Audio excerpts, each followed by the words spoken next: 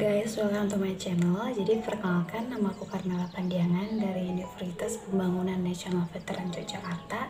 Sekarang lagi semester 6. Nah, jadi tahun lalu itu aku mendaftar beasiswa Jarum Foundation di semester 4 gitu. Oke, langsung aja di sini aku membuat konten ini adalah untuk memberikan tips and trick untuk kalian yang akan mendaftar Jarum Foundation, di mana di bulan Maret sampai dengan 30 Mei itu adalah pendaftaran dari beasiswa Jarum gitu. Jarum itu sendiri merupakan sebuah PT di mana berdiri pada tahun 84, di mana guna memenuhi bakti kepada Indonesia untuk meningkatkan tingkat pendidikan daripada Indonesia sendiri gitu. Oke, langsung aja untuk tahapan-tahapan dari seleksi beasiswa Jarum ini. Yang pertama itu adalah seleksi administrasi. Nah, jadi di sini kalian mengisi semacam data diri kalian, kemudian pas foto, CV, organisasi, volunteer, prestasi. Nah, di sini prestasinya bukan hanya dari mahasiswa aja. Kalian, maksudnya dari kuliah aja, tapi kalian bisa masukin prestasi kalian mulai dari kalian SMA. Entah misal kalian pernah masuk OSIS, masuk organisasi, pernah juara lomba akademik maupun non akademik. Nah, kalian bebas untuk masukin di sana gitu. Itu boleh banget untuk dimasukin untuk menunjang kalian bisa diterima gitu. Untuk IPK sendiri itu ada 3,2 minimal. Kemudian mahasiswa S1 dan merupakan mitra daripada Jarum Foundation. Nah, kalian bisa ngecek syarat-syarat ataupun informasi, bahkan mitra daripada Jarum itu sendiri dari websitenya itu nanti akan aku cantumin di sini ya. Kemudian itu kalian akan disuruh untuk ngirim berkas-berkas yang udah kalian isi tadi. Itu kan nanti bakalan bentuk semacam CV gitu. Nah, kalian print, terus kalian kirim filenya ke kantor cabang dari wilayah kalian sendiri atau region kalian sendiri. Misalnya aku dari Jogja, untuk filenya dikirim ke kantor cabang Jarum yang ada di Semarang gitu. Nah, pastikan berkas kalian itu sampai sebelum pendaftaran ditutup gitu, karena kalau terlambat bisa jadi berkas kalian gak akan dikoreksi ataupun proses pendaftaran kalian gak akan dilanjut gitu untuk seleksi administrasinya. Kemudian nanti ada waktu untuk mereka untuk menyeleksi daripada administrasi kalian. Nah, itu informasi lolosnya kalian di seleksi administrasi itu bisa kalian cek dari email kalian gitu. Kemudian selesai kalian lolos daripada seleksi administrasi, kalian akan tes online. Nah, jadi di tes online ini ada TPA, TPS, dan psikotes. Jadi psikotes ini ya tentang karakter kalian sih, lebih mendalami karakter kalian. Untuk TPA ya deret, pokoknya pertambahan, pengurangan, pembagian, pecahan gitu ada. Memang mudah, tapi untuk waktunya sangat sedikit teman-teman. Kayak misal 20 soal, kalau nggak salah kayak cuma 5 menit gitu-gitu sih. Terus misalnya kayak pohon jadi kayu, terus kayak nah untuk penyamaannya tuh kayak gimana gitu sih untuk tes-tesnya. Usahain teman-teman di sini menyiapkan diri mental dan fisik yang baik. Kayak usahain kalian udah makan, usahain udah ya belajar tipis-tipis kayak gitu, soalnya ini akan menguras pikiran kalian, karena memang kita itu emang harus cepat gitu loh. Bayangin waktunya cepat tapi kita harus mikir gitu, pasti tenaga kita akan dikuras, karena itu lumayan panjang sih, kayak kalau nggak salah itu 2 jam ujiannya, dan itu kalian emang bener-bener harus cepat kerjanya. Kalau enggak, kalian nggak akan bisa lanjut soal berikutnya. Maksudnya misalnya di dalam satu subtes itu kalian cuma bisa ngerjain 5 soal, pas sementara di subtes itu ada 20 soal. Lah kan pasti gimana ya jelasinnya ya. Terus setelah kalian lolos dari tes online nanti akan diumumin dari email biasanya. Nah setelah kalian lolos daripada tes online, nah kemudian akan lanjut tes tulis. Nah tes tulis ini diselenggarakan di salah satu universitas yang ada di region itu. Misalnya kami di Jogja kemarin tes tulisnya diselenggarain di UPN Veteran Yogyakarta. Nah jadi univ-univ lain kayak misalnya Sanata Dharma, UIN kalau nggak salah itu datang ke UPN untuk tes tulis ini gitu. Untuk tes tulis ini ada beberapa juga, tapi bukan yang tes kayak tes online TPA TPS, tapi lebih ke psikolog kalian. Kenapa? Karena di sini kalian akan disuruh gambar pohon. Nah, untuk tips dari aku untuk gambar pohon ini, kalian gambarnya itu sedetail mungkin. Misalnya akar, mulai dari akar sampai ke atas. Nah, usahain akarnya itu memang detail, bener-bener akar gitu loh. Jangan cuma kayak garis doang atau apa, tapi memang menggambarkan akar yang sebenarnya itu kayak gimana. Kemudian kayak misalnya bentuk daun. Kalian jangan cuma gambar yang kayak ya udah garis gitu doang, gambar daun gitu, tapi kayak buat kayak sedetail mungkin, kayak serat-seratnya gitu. Dan usahain daunnya tuh kayak rimbun gitu loh teman-teman. Jadi itu ngenandain kalau kalian itu emang bener-bener orang yang gimana, yang bukan perfeksionis sih, tapi lebih ke memperhatikan detail. Kemudian emang menggambar sesuatu itu sesuai dengan faktanya gitu loh. Gak cuman ya udah yang penting pohon, yang penting ini bentuknya pohon, tapi kalian itu emang harus sedetail itu menggambarin, karena itu katanya itu mencerminkan diri kalian. Apakah kalian orang-orang yang benar-benar memperhatikan hal kecil, atau hanya ya udahlah yang penting orang tahu ini pohon. Jangan kayak gitu ya teman-teman. Kemudian ada warteg tes. Nanti akan aku tunjukin warteg tes kayak mana di sini gitu. Warteg tes ini untuk tips dari aku itu, kalian usahain gambarnya itu out of the box ataupun yang gak banyak orang tahu kayak gitu. Nah, kalian bisa lihat tutornya di YouTube. Nah, di situ biasanya mereka kayak banyak ngasih referensi gambar yang bisa kalian gunakan. Tapi ya itu kembali lagi, pasti kan banyak orang yang nonton itu dan pasti banyak orang yang meniru itu. Nah, jadi saranku buat gambar baru, misalnya misalnya ada, nah gambar pertama itu ada titik gitu kan.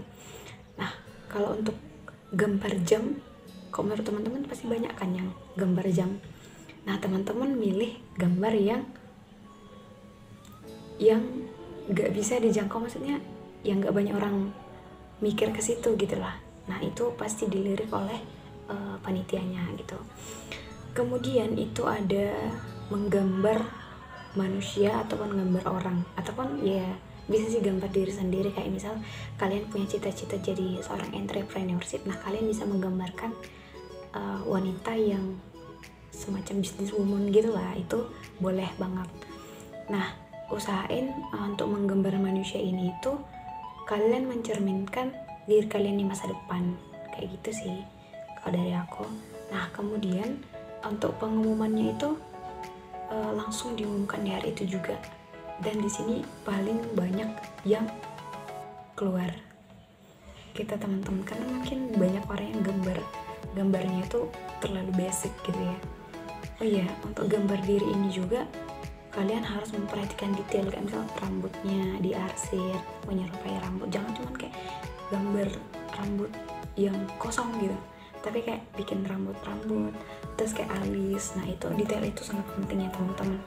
Oke, setelah kalian lolos dari tes tulis tadi, nah untuk seleksi selanjutnya itu adalah FGD. FGD ini semacam kalian dibuat sebuah forum untuk diskusi gitu.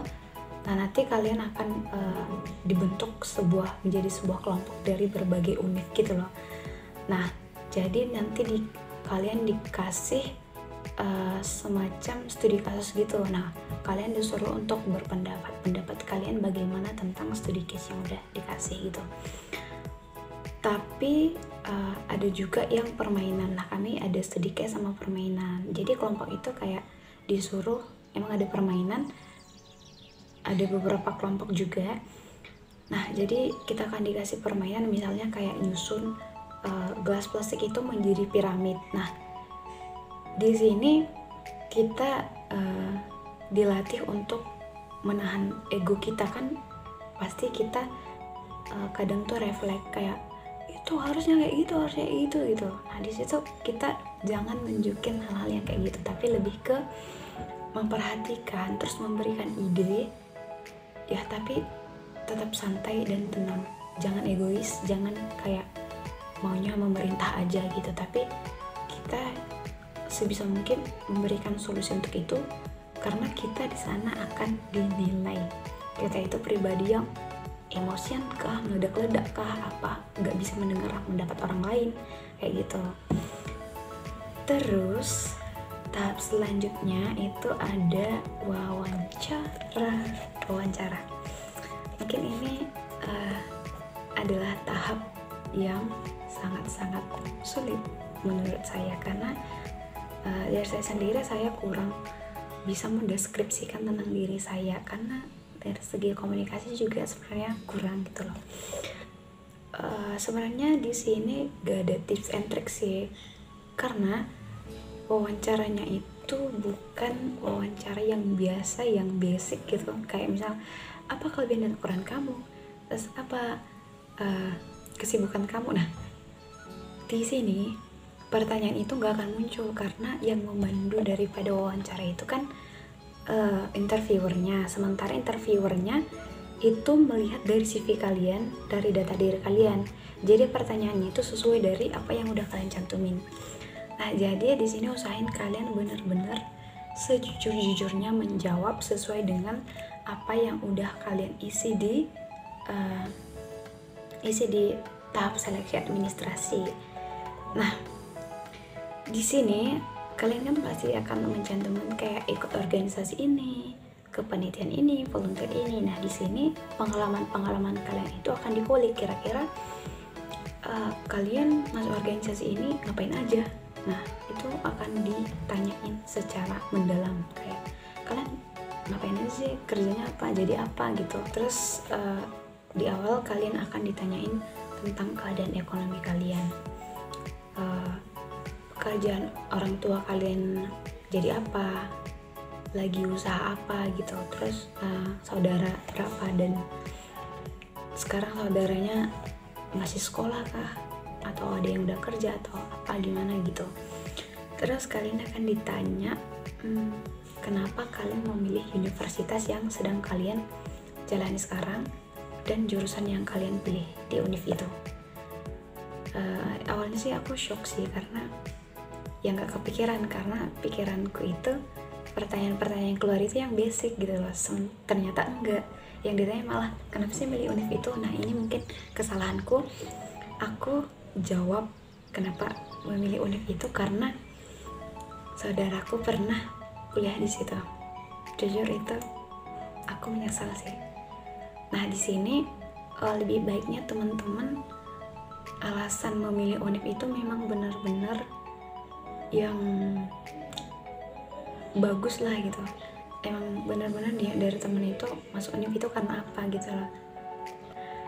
Kalian akan ditanyain kayak rencana kalian beberapa tahun ke depan gitu. Nah, usahain teman-teman di sini udah ngerancang kira-kira di tahun pertama setelah lulus itu apa, terus selanjutnya itu apa, kayak jenjang karir teman-teman itu mau jadi apa, kerja di mana, posisi apa. Nah, itu teman-teman udah harus mikir sampai ke situ, karena ditanyain. Soalnya kemarin ditanyain tentang itu kan. Nah, aku ya ingin melinearkan dengan jurusanku ilmu administrasi bisnis kan. Terus aku bilang aku mau kerja di perusahaan besar gitu dengan posisi sebagai marketing gitu, tapi aku belum tahu nih kira-kira tujuan perusahaanku itu di mana. Aku hanya bilang perusahaan besar, tapi untuk spesifiknya aku nggak menjelaskan gitu. Terus nah, intinya teman-teman harus menguasai CV teman-teman, karena bakal ditanyain, apalagi prestasi. Di prestasi kalian mungkin akan disuruh menjelaskan, misalnya teman-teman punya karya ilmiah, Nah mungkin bisa aja kalian ditanya tentang kalian ngapain aja, kalian bahas apa aja di karya ilmiah itu, kayak gitu. Kemudian kalian akan ditanyakan di Jarum ini kan nanti setelah kalian menjadi awardee kan pasti akan mengikuti beberapa pelatihan-pelatihan yang dilaksanakan oleh Jarum. Nah itu ada beberapa pelatihan kan, dimana pelatihan ini biasanya menggunakan waktu kuliah teman-teman, bukan di waktu libur, melainkan di waktu kuliah produktifnya teman-teman. Nah di sini teman-teman akan ditanyain untuk skala prioritas. Nah ketika ada pelatihan di waktu kuliah teman-teman, apakah teman-teman bersedia atau enggak? Nah kalau dariku, teman-teman harus ngasih alasan yang benar-benar bukan membela sih, maksudnya kayak ya memprioritaskan Jarum juga ya, tapi memprioritaskan kuliah teman-teman juga dengan alasan yang benar-benar menjawab pertanyaan itu. Misalnya kalau aku kemarin aku jawabnya aku akan mengikuti pelatihan Jarum karena yang pertama kan dari segi pelatihan itu kan tidak bisa dilakukan pengulangan gitu loh, jadi kita cuma bisa mendapatkan pelatihan itu di waktu itu aja. Sementara kuliah kita punya jatah bolos ya teman-teman, kita punya jatah bolos. Selain itu kan ya zaman kan udah canggih gitu ya, ketika kita nggak ngerti mata kuliah tersebut kan kita bisa hubungin dosen kita segala macamnya kan. Itu bisa menjadi alasan untuk teman-teman menjadikan pelatihan itu lebih ditambahin dulu gitu. Jarum kan memberikan surat izin pelatihan itu. Jadi ketika kita mengikuti pelatihan, kalau menurut saya pribadi dan dari kampus saya sendiri itu emang benar-benar mengizinkan untuk hal itu, karena ya itu kan tanggung jawab kita sebagai awardee, dan kampus pun udah bermitra kan, yang otomatis kampus itu pasti setuju dengan hal-hal yang berkaitan dengan program-program yang akan dijalankan oleh beasiswa tersebut. Intinya kalian harus benar-benar mempelajari CV kalian, karena pertanyaannya itu berasal dari sana, bukan pertanyaan basic. Sekali lagi bukan pertanyaan basic, tapi lebih ke inti dari diri kalian itu siapa gitu. Sekian dulu yang bisa aku sampaikan. Apabila teman-teman masih ada pertanyaan tentang seleksi beasiswa Jarum ini, boleh banget DM ke Instagram aku nanti di sini. Nanti aku cantumin. Terus feel free untuk teman-teman yang juga apabila ada niat juga untuk mendaftar beasiswa Bank Indonesia, boleh banget, karena puji Tuhannya di tahun ini aku juga lolos beasiswa Bank Indonesia. Semoga dengan adanya video ini membantu kalian untuk bisa mendapatkan Jarum Foundation. Semoga teman-teman juga bisa keterima sebagai salah satu awardee dari Jarum Foundation. Tetap semangat, jaga mental dan kesehatan teman-teman, karena memang prosesnya agak panjang dan emang benar-benar menguras pikiran seperti itu, karena memang kita disiapkan untuk menjadi future leader di masa depan kayak gitu. Jadi yang benar-benar harus oke banget, karena teman-teman itu dipilih dari yang terbaik gitu. Sekian dulu teman-teman, bye bye.